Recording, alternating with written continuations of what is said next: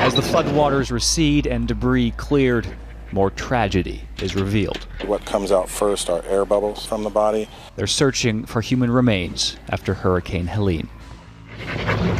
No power or cell service makes it difficult to coordinate and to know how many people are missing. The youngest of the dead so far, 2 one-month-old twins and their mother in Georgia. This is the living room. You can see all of it's destroyed. Floodwaters washed away Alvin Stiles' house and robbed him of his wife. Again, could be one of the most expensive disasters in U.S. history. Towns hidden away along mountain roads present logistical challenges. They also have their own strengths. Hey, I appreciate it very much. Thank you, brother. Love you. You're welcome, man. A stranger offered Stiles a trailer and generator. Give us a few more minutes. Thank you, sir. Washington saying it's given out more than $45 million as of Friday. The U.S. has enough money allocated for Helene recovery, but not for the rest of hurricane season. Congress doesn't sit to vote on more support until after the election, and the National Hurricane Center has warned of another storm that could become a deadly hurricane and threaten Florida in coming days. Helene will have any help from federal insurance to rebuild. A Reuters analysis of government data shows only around 1 in 200 people in the state's flood-stricken West are covered by the National Flood Insurance Program. That's a far lower rate than the coastal or riverside areas it's meant to serve.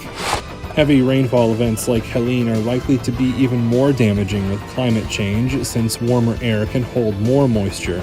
According to the Environmental Protection Agency, since 1900, precipitation in the U.S. has increased as temperatures rose, and rain and snow are increasingly falling in intense bursts.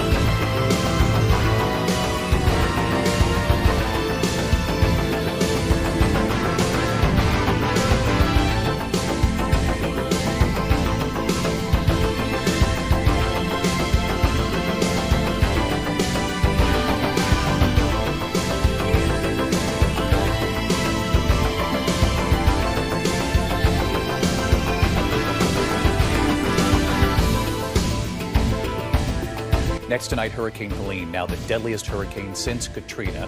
More than 200 people now confirmed dead, hundreds still unaccounted for. And the remarkable new images still emerging after this storm. A campervan plunging over a waterfall and a rushing river. This is in Virginia. Just extraordinary. And tonight now, an investigation after floodwaters tore through a factory and a parking lot. But workers were told as the waters were rising, they're looking into this, at least 2 workers were killed in Tennessee. National Guard troops delivering water in hard-hit Asheville, North Carolina. And with so many roads impassable, mules are now being used to deliver medicine and supplies.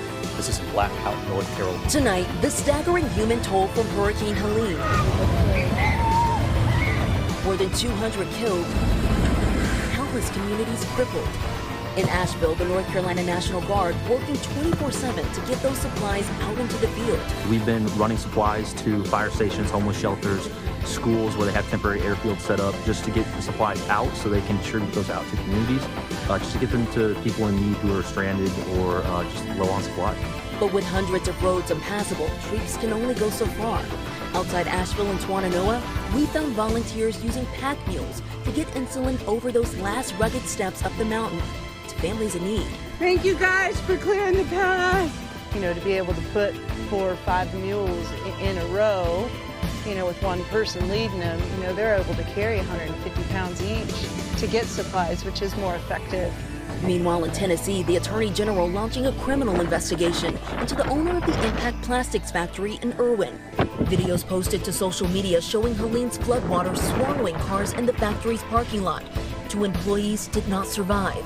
Jacob Ingram, among some workers alleging permission to leave the facility, came too late. I went and asked one of the higher-ups if we could leave, and they told us not to leave yet, that they had to go make sure that it was okay for us to leave with another higher-up.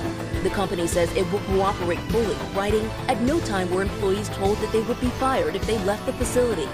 And tonight, we're learning more about the victims. Grandparents Jerry and Marcia Savage were teenage sweethearts, married more than 50 years. They were killed when a tree fell on their Beach Island, South Carolina home. Their son says they were found in each other's arms in a final embrace.